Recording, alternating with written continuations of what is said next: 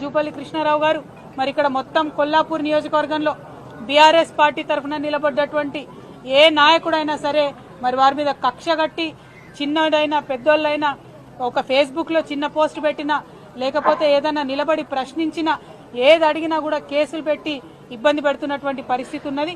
ఇక్కడ శ్రీధర్ రెడ్డి అనేటటువంటి మా కార్యకర్తను కూడా దారుణంగా మరి చంపడం కూడా జరిగింది.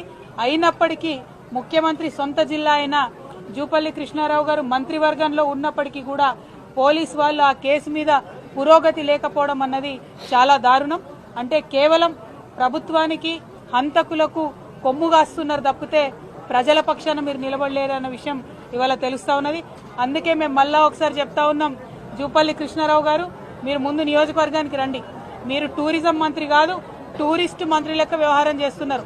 అప్పుడో ఇప్పుడో వచ్చిపోవడు తప్పితే ఎప్పుడు వస్తలేరు నియోజకవర్గానికి. మీరు రైతులను ఆదుకుంటలేరు, విద్యార్థులను ఆదుకుంటలేరు, ఇతర పార్టీ నాయకులను మరి కక్ష కట్టినట్టుగా వారి మీద అత్యాచారాలకు ఆగడాలకు ఒడిగడుతున్నారు. ఇప్పుడు నేను దారిలో వస్తా ఉంటే కూడా మన సాతాపూర్ ఊర్లో కూడా ఒక పరమేశ్ అనేటటువంటి మా కార్యకర్తను కూడా నిన్న రాత్రి ఇవాళటి మీటింగ్ కోసం ఫ్లెక్సీలు కడుతుంటే దారుణంగా 50 మంది ఒక పిల్లగాని మీద దాడి చేసి దెబ్బలు తీసినటువంటి పరిస్థితి ఉన్నది. మరి ఇదేం రాజ్యం అయ్యా? ఎందుకు ఇట్లాంటి రాజ్యం? ఎందుకంత భయపడుతున్నారు మీరు?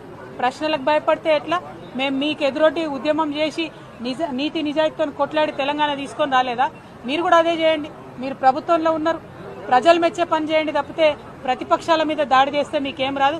అందుకే మళ్ళా ఇవాళ చెప్తా ఉన్నాం, ముఖ్యమంత్రి గారు మీ మహబూబ్ నగర్ ఉమ్మడి మహబూబ్నగర్ జిల్లా నుండే చెప్తా ఉన్నాం, ఖచ్చితంగా పింక్ బుక్ మెయింటైన్ చేస్తాం. మా కార్యకర్తల మీద దాడి చేసిన వాళ్ళు నాయకులైనా అధికారులైనా ఎవరిని కూడా వదిలిపెట్టాం. అందరి చిట్టా రాసి పెట్టుకుంటాం. మాకు కూడా టైం వస్తుంది, అప్పుడు మాత్రం ఖచ్చితంగా చెప్తామని చెప్పి మరి అంతవరకు మొక్కవోని ధైర్యంతో మొత్తం 50 మంది కూడా ముందుకు సాగాలని చెప్పి బీఆర్ఎస్ పార్టీ